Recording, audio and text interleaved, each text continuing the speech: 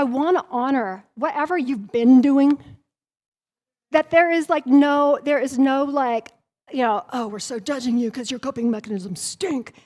This is just honor. This is what I had. That's all I had.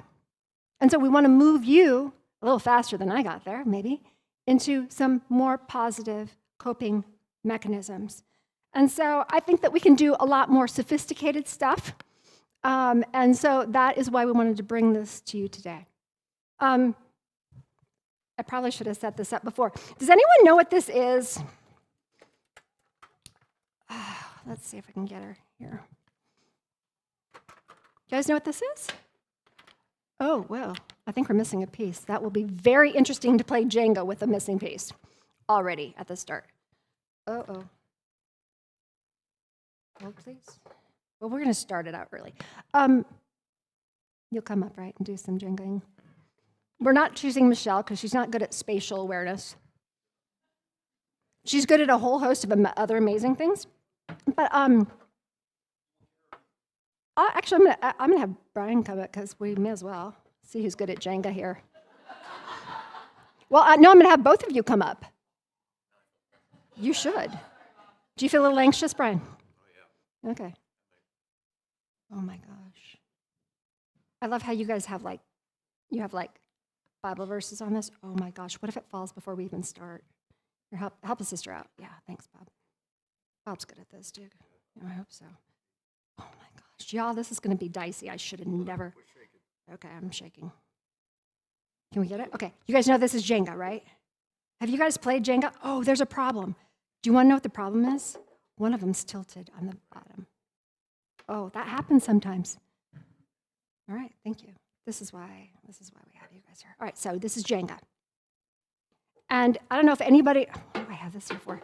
I don't know when the last time was that you did Jenga, but if you know the Jenga tower, you know that there are 3 parts of Jenga. You have the stack Jenga, where it's all good, and we're all good, right? It's all, well, it's, that must have been how I was formed in the womb, a little bit wonky to the side. I don't know, maybe, but most of us came out of the womb, we're fairly intact, hopefully. And Jenga is, there's 3 spaces of Jenga. There is starting Jenga here. There's the pulling and placing part of Jenga. And then there's the part that I absolutely hate the most, which is the crashing Jenga. You guys have played this, right? So do your best to keep going until I point a finger at you, and then if you actually end up messing it up and it falls, it's great. But if it doesn't work out, that's okay. There's no pressure here at all. So go ahead and start. Are you guys going to rock, paper, scissors for who goes first? Okay, good. So they're going to start playing the Jenga. And Jenga calls itself the block stacking, stack crashing game. How will you stack up against the law of gravity and do not hit the table? Is your hand steady enough to pull out the last block before the tower collapses? Brothers and sisters, if that is not a metaphor from my life, I do not know what is. Can you pull that last block out before the tower collapses? The 3 rules of Jenga: pull, stack, and crash. Now, I think our physical bodies can be a lot like Jenga, right? And we have the starting point Jenga, which mine was born a little bit off to the left or right, whatever. And we have the crashing Jenga, but there's also all the good or bad pulling and stacking in between that makes the holes, right? I mean, you think about it. Originally, we were created solid, cohesive, with many parts, well-aligned and balanced. But along the way, something has happened. Things have gotten moved, taken, rearranged. Maybe it's been by people or places or circumstances or just life in general. And suddenly we find ourselves with some holes. Oh, you're being careful. Good work. How many can we go to stack on top, one on top of the other? Now, I'm going to tell you, wanting and desiring are not inherently bad, okay? There's nothing wrong with wanting and desiring good things. The hurts, the habits, the hang-ups, the heartaches, and the heartbreaks, the loss, the suffering, and the pain is all hard. And when they kept pulling and stacking, we see what happens is that... Give them a hat. Yep. Woohoo! That was awesome. So what happens is when we keep pulling and stacking, right? And we keep creating holes in that foundation, just like what Jesse was saying. What is your firm foundation? And you keep pulling it out, and you keep pulling it out, and you keep pulling it out. What is your firm foundation when the storm comes? And so when I'm thinking through this whole idea, what are the ways that how do we refill the foundation holes so we don't spread ourselves too thin? And how do we take care of these unchecked desires and all the unresolved right? And become unhealthy, unhelpful, and unbalanced when the things all crash? How do we do something else? How do we refill the holes in the foundation? And I think that we can rebalance what was originally balanced in us. I do.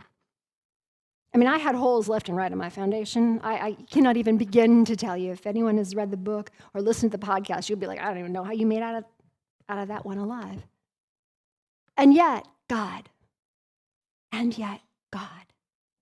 And yet, the church.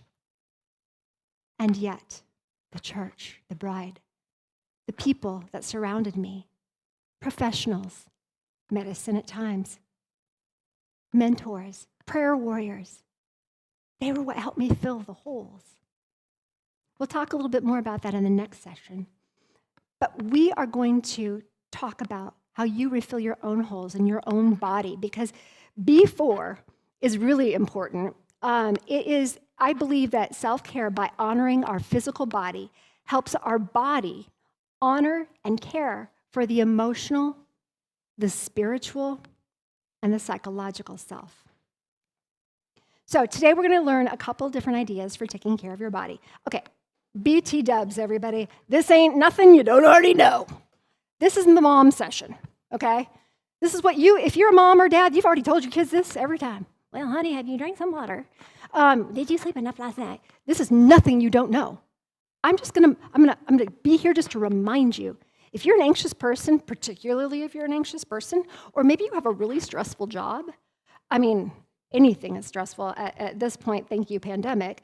We live in a stressful time, and so our physical bodies have to be cared for. You're a pastor, you're a preacher, yeah, boy.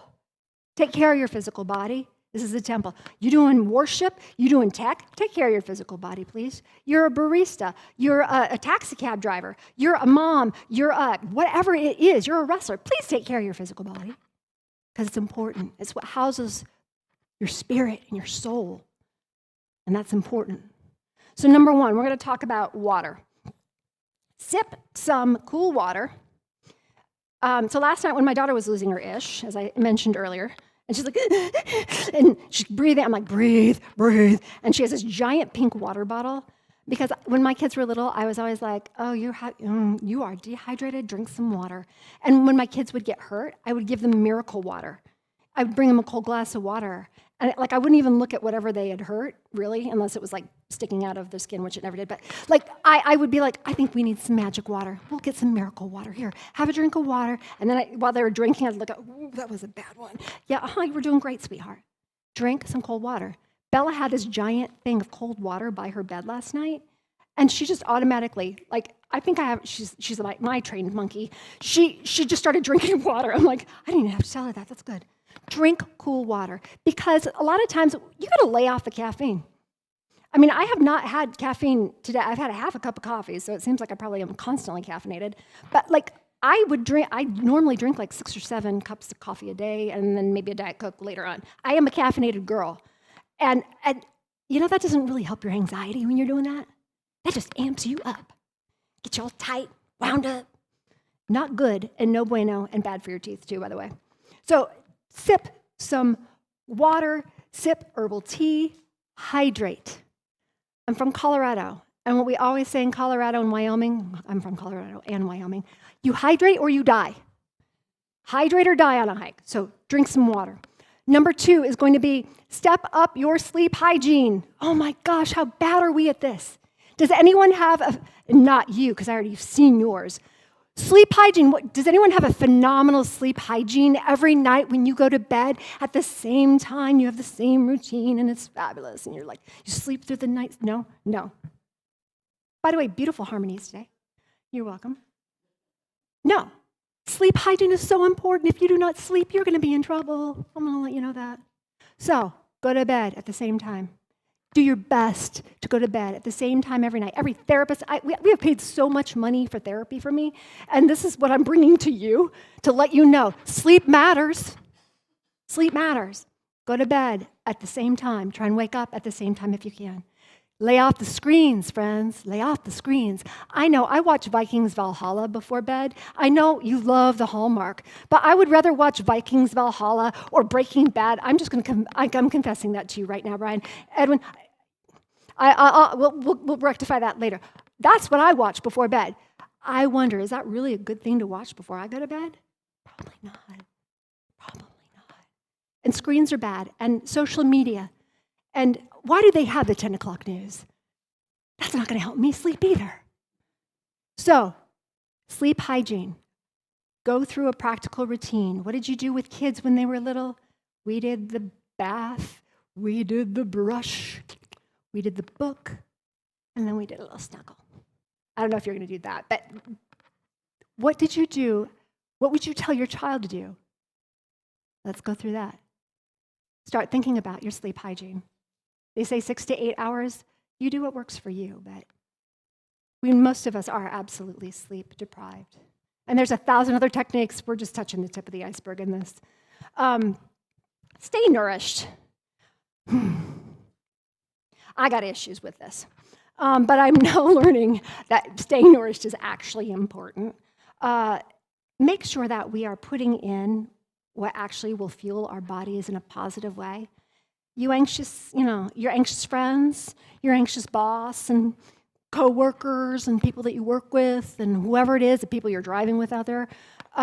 These anxious people, if you get garbage in, you're just going to have garbage out.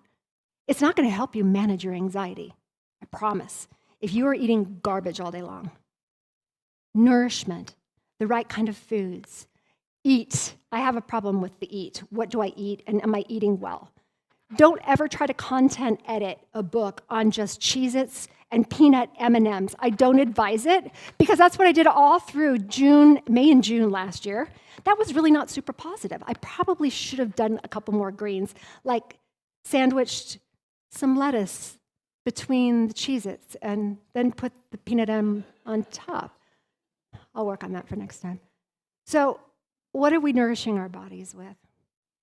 And I'm realizing that, especially as I'm getting older, the bounce back is slower. The bounce back is slower. So let's nourish our body as well. Dietitians, I'm not your dietitian, and don't take my peanut M&Ms and Cheez-Its idea either. Don't do that. Shake your booty. Yeah, okay. I know, we're all supposed to exercise, blah, blah, blah. I don't exercise. I used to be an athlete in college. I was an athlete post-college as well. I played rugby and soccer and lacrosse and blah, blah, blah. I've done triathlons, blah, blah, blah. I'm 50. I don't want to do that anymore. I'm tired. But I still have to shake my worship booty. So we danced in the morning before we came. Yes, we did, didn't we, Bob? Michelle was not so excited about the dance, but you did do some dance. It was not your thing. You set a nice boundary, and you said no to that. You're like, that's okay, I'll let you two do that. So we shook it. I walk my dogs. I have 2 little dogs in the city in Chicago. And so, between dodging bullets and cars, I'm just joking, we don't do it. It's not really that bad, really. But I go for a walk. I get out in nature and do it 3 times a day, 4 times a day, 5 times a day with the dogs. Just get going, get moving, get up, and take care of the physical body. Your body, they say something like your body is as old as your ability to stretch and flexibility. I think I'm about 70, so I need some yoga instruction, but that is so important, because also when you exercise, it gets out that anxious, nervous energy and all that stuff. And so again, y'all have heard this all before. One thing that's really important is staying in community. I was the isolation queen. I avoided that woman like the plague. Because I'm like, who is this lady? Like, why does she even like me? I'm a loser. Like, she's amazing, and I'm such a jerk. I'm an idiot. Yeah, and like all the negative self-talk. And so I isolate. I am the queen of isolation. But you know who may be the king of isolation? The enemy. He loves it when we isolate. he will take you off into a corner and he will lick you to death slowly. And isolation, not to be confused with solitude with the Lord, times of being alone, times of meditation. I'm not talking about that. I'm talking about isolation, where you just go, I shut down, I shut out, and I walk away. And my pain's too hard, I'm just going to sit in this right here by myself. Or no one can help me, no one can help me. Isolation is scary. I've been there. Isolation is no good. How are you staying in community?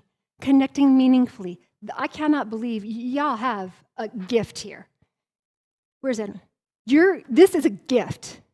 What God is doing here with you two and the rest is a gift. If you are not in community, you live around here, your bouchées should be back here tomorrow morning. What time? Okay, there we go, 10 o'clock or 11:30. And if you're online, I'm talking to you too. You don't get out of this just because you're not in the room. Community, meaningful relationships. Whether it is at work, whether it is with friends and family, whether it's sports, wherever you are, whoever you are, what level you're at, how old you are, it doesn't matter. Meaningful connections matter. And so that is what I have on the body.